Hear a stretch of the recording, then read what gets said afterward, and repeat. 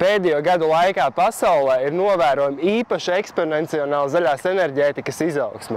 To ietekmē tehnoloģija attīstība, vairāk kārtīgi zemākas cenas, zaļā kursa ieviešana, kā arī vēlme kļūt neatkarīgākam no ārējiem resursiem. Lai arī statistiski ir vērojama izaugsme arī Latvijā, sabiedrībā kopumā ir jūtams informētības trūkums par zaļo enerģētiku un elektrifikāciju kopumā. Lai dotu pienesumu šīs problēmas risinājumam, raidījums Kā uzlādēt miljonu.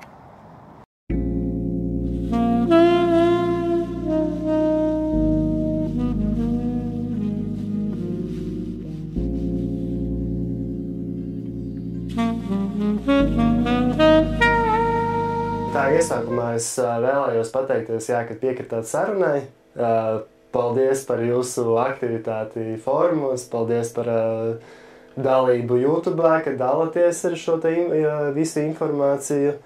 Runājot par akumulatoriem, īsti konkurentu nevarēja jums izdomāt, ar ko parunāt, vismaz par tā teikt funkcionālo pusi. Bet varbūt jūs pats varētu par sevi divos teikumos pastāstīt. Jā. Labi, tad pāris vārdos par to, kas es esmu. Ja? Es esmu pabeidzis universitātes fizikas un matemātikas fakultātes radiofizikas specialitāti. Tā kā būtībā jau pēc izglītības es esmu radiofiziķis, un līdz 92. gadam es tikai to vien nodarbojos, kā lodēju katru dienu. Es biju aparātu būves inženieris, visilgstošāk strādāju radioizotopu aparātu būves institūtā. Un tajā laikā, kad tikko parādījās datori, kad pirmās mikroshēmas, mēs uzreiz sākām taisīt dažādas programmējamas lietas, un tas bija inženieris konstruktors kaut kādas tur kategorijas. Un es varu parādīt, ka tās manas elektroniskās izaugsmas, laikam pats kalngals, ja, tas ir vēl šāda te plate, manis izstrādāta, mana programma uzrakstīta, un tepat visi celiņi tie manis uztaisīti. Ja, tā ir plate, kas bija domāta priekš satelītu uztvērēji, kas toreiz bija jaunums. Viņas uzdevums bija griezt pareizā virzienā satelītu, atcerēties katrai televīzijas programmai, tur visas tās frekvences un tā tālāk. Un faktiski ar šo te arī visa tā mana elektroniskā karjera pabeidzās, jo kaut kā 92. gadā, kad robeža tika taisīta cieta, viss vairs elektronika nekam nebija vajadzīga.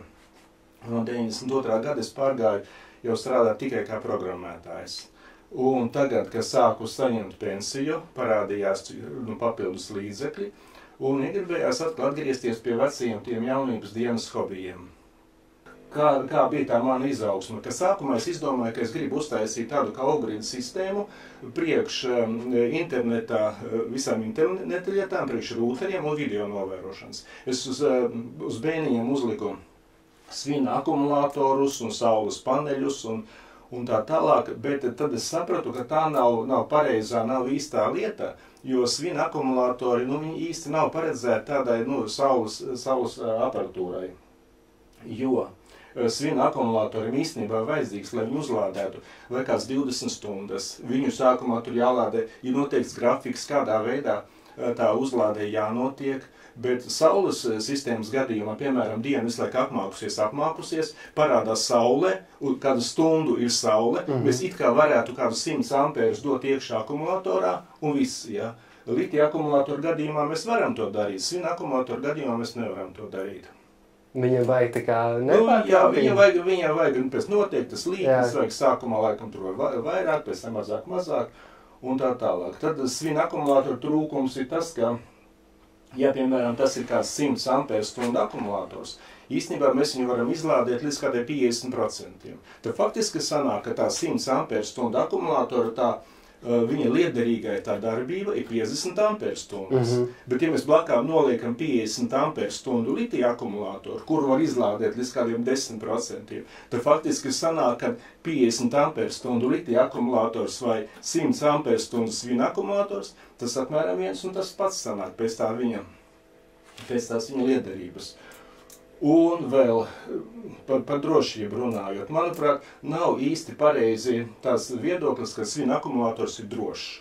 Kad litija akumulatori tie ir slikti, nedroši, bet svina akumulators droši. Viens no tiem svina akumulatoriem manas bērniem pārsprāga. Izticēja ārā salskāba, grīda jāmaina. Tā kā, arī redziet, arī Tagad par litija akumulatoriem runājot. Litija akumulatori var būt litija-jona akumulators, to šie tie mazie pirkstiņi tādi, te es interesu pēc vienu tādu salodēju, un tie, kas ir tajos skrējteņos, velosipēdos, viņu tas labums ir tas, ka šiem te litija-jona akumulatoriem ir pati lielākā energoietilpība uz masas vienību. Jo, ja velosipēdam, viņš nevar būt smags un liels, ja, viņš ir pietiekoši elektroietilpīgs, bet viegls. Bet kāpēc viņu neizmanto vai mazāk izmanto saules sistēmās? Tāpēc, ka pirmkārt viņi ļoti degoši un bīstami, pirmkārt, un otrkārt viņiem tas izlādes ciklu skaits ir kādi 300, 500, ja, tas ir ļoti maz. Ja, piemēram, cenas ziņā, pieņemsim. Cenas ziņā plus mīnus varētu būt arī vienādi, ja šiem litija-dzelzs fosfātā, bet tas, ka viņi nav racionāli. Jā, viņi nav racionāli. Viņi elektrovelosipēdos var likt iekšā, visādos tos skrejriteņos un tā tālāk. Un tad es vēl runāju par litija akumulatoriem. Ir vēl viens cits variants litija akumulatoru, kura man šeit nav. Tas ir litija titanāts. Tie tādi lieli apaļas tādi akumulatori. Litija titanāts var strādāt līdz -60 grādiem. Viņam var būt ļoti lielas izlādes strāvas, un pats galvenais ciklu skaits viņam ir līdz 20 000. Jo, ja, piemēram, mēs to akumulātoru gadā eksploatējam, piemēram, 200 dienas, 200 reizes mēs viņu izlādējam, tad 20 000 dalīt ar 200, 100 gadus tas akumulators var kalpot. Bet, salīdzinot ar litija-dzelzs fosfātu, viņš kāds reizes 3 dārgāks. Bet, ja tas izlādes skaits, uzlādes skaits ir tik liels, varbūt, teiksim, tā ilgtermiņā. Ilgtermiņā, jā. Ja man būtu 18 gadi, piemēram, un es būvētu šādu saules sistēmu, es domātu, vai man varbūt tādu litija titanātu tomēr taisīt. Viņš viens no mīnusiem vēl tas, ka nedaudz vairāk vietas aizņem nekā šie te. Un tātad pats galvenais viņš ļoti dārgi. Bet ļoti tādi, Bet viņus var taisīt apjomīgus, jā. Ja, piemēram, mājās vieta atļauj, kāpēc gan ne? Jā. Bet vēl viens tāds aspekts, es teicu 100 gadus var. Kas to zina pēc 5 vai 10 gadiem, kā tehnoloģijas mainīsies, un varbūt pēc 100 gadiem jau būs citas tehnoloģijas. Varbūt jūs varētu ieskicēt par kaut kādām prasībām, no drošības viedokļa, kur var stāvēt, kur nevar stāvēt, kādi būtu tie ideāli apstākļi. Tātad, ja mēs esam izvēlējušies litija-dzelzs fosfātu akumulātoru, kas saules sistēmu gadījumā ir pats optimālākais variants, jāņem vērā uzreiz ir tas, ka viņus uzlādēt drīkst tikai pozitīvā temperatūrā. Tas nozīmē, ka viņus jāliek tādā telpā, kas ir apkurināma, kur ziemā nebūs -, grādi. Ja gadījumā tā ir neapkurināma telpa, tad uzreiz jādomā par to, kā mēs siltināsim tos akumulātors. Jābūt vai no apsildes sistēmai, vai tai telpai jābūt siltinātai, vai kaut kādi piemēri var būt? Piemēri, jā, es esmu taisījis, piemēram, akumulātors pats, ja cilvēkam, kam neapsildāmā garāžā, tad uzreiz tajā akumulātoru kastēs taisīja iekšā automātiku ar apsildi, uzreiz pie kaut kādiem +5 vai 6 grādiem, kā tur bija uzlikts, uzreiz ieslēdzās sildelementi un tie akumulātori tika sildīti. Bet tas ir lieka akumulātoru sadārdzināšana, viņi paliek sarežģītāki. Piemēram, tajās kastēs, kas nāk no Ķīnas, tur nekāda apsilde vispār nav paredzēta pat. Viņas nozīmē, ka nevar negatīvā temperatūrā tos akumulatorus eksploatēt. Bet tā vienīgā prasība ir, lai ir kaut vai +1 grāds? Laikam jā. Man liekas, ka jo zemāka tā temperatūra, jo laikam mazāka tā uzlādes strāva drīkst būt. Man liekas, prasība bija no 0 uz augšu jābūt. Protams, mitrums nedrīkst būt. Vienam cilvēkam esmu taisījis, kam šķūnītī viņš ieraka iekšā tādu apaļu mucu, un es taisīju apaļu akumulātoru, kuru ielaist iekšā tajā mucā tikai tāpēc, lai tur būtu silts. Bet man liekas, ka tur problēmas ar mitrumu varēja būt viņam. Jo tāds zemes mitrums, kas arī noteikti nav labi. Tad, ja runājam mēs par spriegumiem, minimālo, maksimālo spriegumu, nu to jau tam sekos, tam jāseko līdzi tai platei BMS, bateriju menedžmenta sistēma, un jāseko līdzi invertoram visai pārējai tai aparatūrai, lai nepieļautu akumulātoru pārāku izlādēšanos, pārāku uzlādēšanos. Bet kurš no šiem ir tā kā akumulators, ko varētu izlādēt visvairāk? Visvairāk, līdz kādiem 10–15% šos te litīdzelzs fosfāta drīkst izlādēt. Piemēram, ja mēs ņemtu svina akumulātoru, mēs nedrīkstētu izlādēt tik ļoti, jā. Tad, ja runājam par tādu sekošanu līdzi, piemēram, pie ļoti lielām strāvām, kā pieredze rāda, tad ne jau pats akumulātora klusītis cieši, bet ir gadījumi, kad kaut kas notiek ar visām tām lietām, kas ir ap akumulātoru. Vai nu kabeļu klemmes, vienam paziņām, piemēram, šī te kabeļa klemme, kas domāta 200 ampēriem, viņa sadegā. Tāds gadījums viens ir bijis. Un viņš dabūja mainīt šo te klemmi. Vienam cilvēkam, kas noteikti nesekoja līdzi, kas notiek, sadega šī akumulātora klemme lielas strāvas. Tad acīm redzot, viņam akumulators bija vienīgais, tā sistēma visu zina iekšā uz to vienīgu akumulātoru, tas netika sekots līdzi, klemme sadega. Piemēram, kad es uztaisu to savu akumulātoru, es parasti daru tā, kad es vainu pie lielas uzlādes vai izlādes strāvas, eju burtiski ar testeri un skatos, kāds ir sprieguma kritums uz katru savienojumu. Ja tas sprieguma kritums ir kaut kādi tur 5 mV, 10 mV, tad tas ir pieņemami. Ja gadījumā tas kritums ir liels, tas nozīmē, kaut kas te nav riktīgi, te nav labi piegriezts vai kaut kas tāds. Un vienreiz arī man likās, ka varētu it kā ņemt nevis šos te standarti, bet alumīnija tos kontaktus. Tas nekur nederēja, jo alumīnijam ar šo te veidojās kāda 60–70 mA, es uzreiz uz alumīnijas metu ārā. Mēs varētu parunāt par akumulātoru, tā teikt, lomu. Nepieciešamību gan neto uzskaites, gan neto norēķina sistēmas gadījumā. Ja? Tātad ņemsim to pirmo variantu neto kilovatstundas tiek krāptas. Neto uzskaites. Uzskaites sistēmā. Akumulātori ir vēlami divu iemeslu dēļ.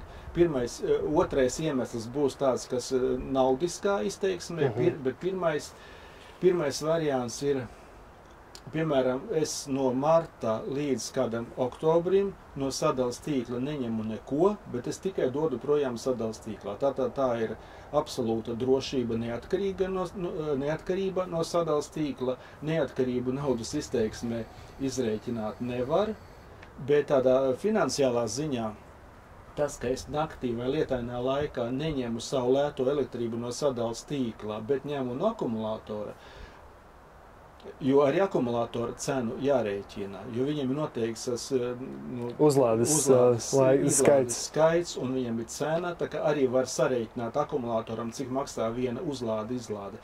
Tas salīdzinot ar to savas lētās elektrības ņemšanu apakaļ no sadales tīkla, tās cenas ir plus mīnus vienādas. Mēs neko finansiāli nezaudējam un nevinējam šādi te naktī ņemot no akumulātora.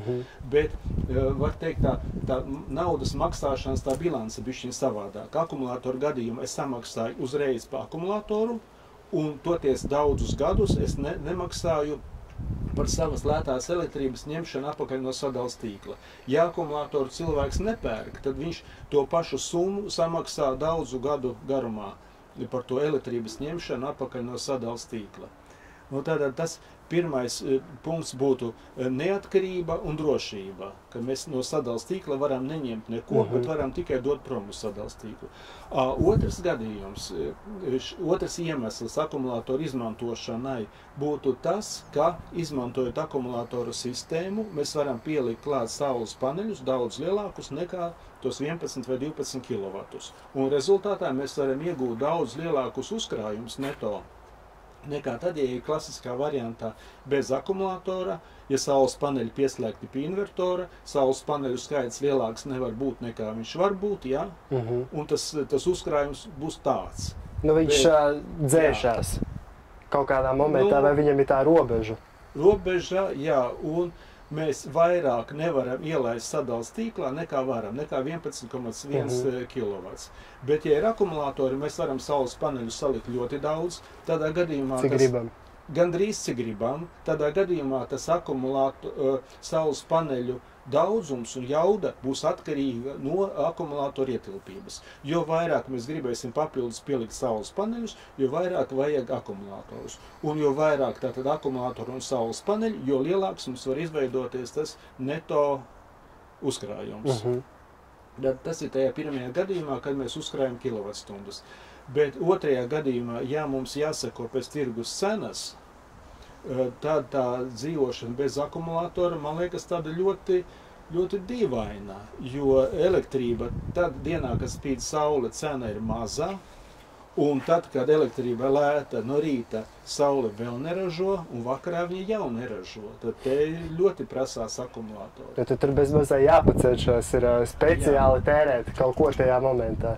Jā. Nu, var, protams, pusdienas laikā, kad spīd saule un elektrība lēta, tur sildīt ūdeni un darīt, mazgāt veļu un tā tālāk, bet akumulātori tur ir ļoti nepieciešamība, tur drīzāk var iztikt bez saules paneļiem pat. Jā.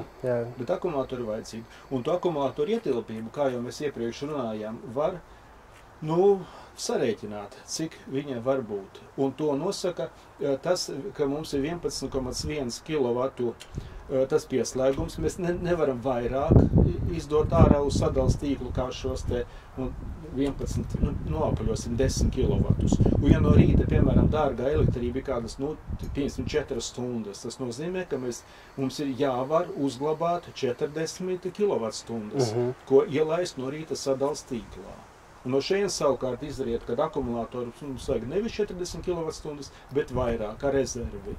Lai būtu arī tikai pašiem, nevis tikai tīklam. Jā, lai būtu arī pašiem, un lai nebūtu tā, ka tas akumulātors katru rītu no 100% izlādējuši uz 10, un pēc tam atkal no 10 uz 100, 10, tas būtu ļoti ekstremāls darbība. Bet to tā kā kategoriski nevajadzētu darīt, vai tas... Nē, protams, var arī ar mazu akumulātoru, kādas 10 kWh uzliekam, bet tas nozīmē, ka mēs... Nē, es domāju par to, par pilnīgu izlādi.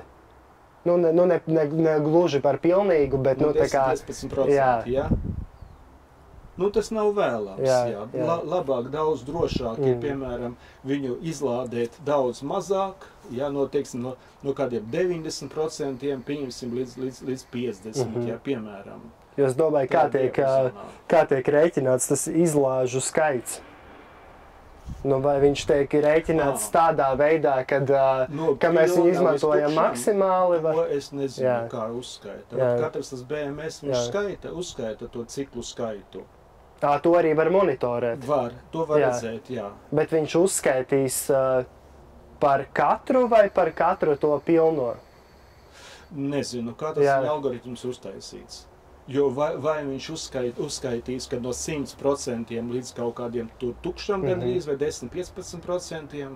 Jo realitāte jau notiek tā, ka saule brīžiem ir, brīžiem nav. Un realitāte ir tā, ka strāva iet iekšā, iet ārā, tad diez vai viņš to uzskatīs par ciklu.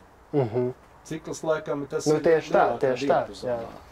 Un kā mēs runājām, tā automatizācija var būt 3 veidos. Victrona gadījumā tātad tas var būt manuāli, eju klāt un regulēju, kurā brīdī ko darīt. Otrs variants ir izmantot Victrona Energy, to iebūvēto programmēšanas rīku Node-RED, kurš māk arī Nordpola cenas nolasīt. Te var pats taisīt tādu algoritmu, kā vien vēlamies. Zinot, kad elektrība dārga, kad lēta.